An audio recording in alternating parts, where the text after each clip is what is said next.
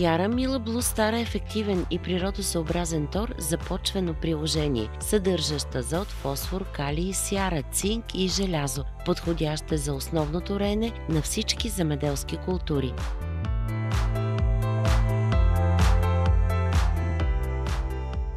То е МПК със съдържание 12-17, като МПК част, плюс сяра, желязо и цинк. Различното при този тор, което би било от полза на нашите клиенти, е, че самата гранула е облечена в целулозни мембрани, което носи едно по-бавно и по-равномерно разтваряне и подаване на соли в почвеният разтвор.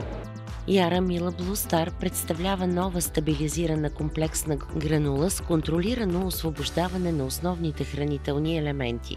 Азотът в нашия продукт Яра Мила Блустар е съставен от две фракции – амониев и нитратен в еднакво съотношение, 6% от амониев и 6% от нитратен.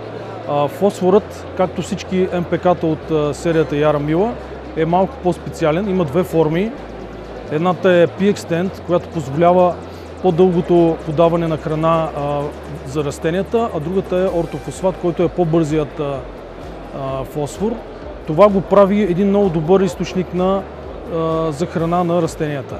Балансиране в полза на калия, т.е. то е за почви бедни на калий, също така и за растения, които са с високи нужди от към калия.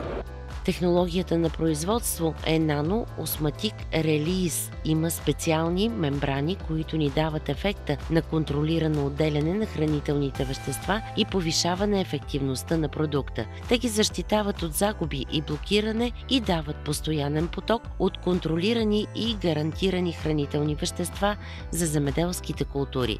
Яра Мила Блустар съдържа цинк и желязо, необходими за вегетационния цикъл, за фотосинтетични и метаболитни процеси, които допринасят значително за ранния цъфтеж на културите. Стабилизираната гранула е ново научно постижение и се характеризира с контролирано освобождаване на хранителните елементи, които са защитени и с удължен период на разположение за усвояване от растенията в сравнение с други типове торове. Това прави този специален продукт изключително ефективен и икономически изгоден.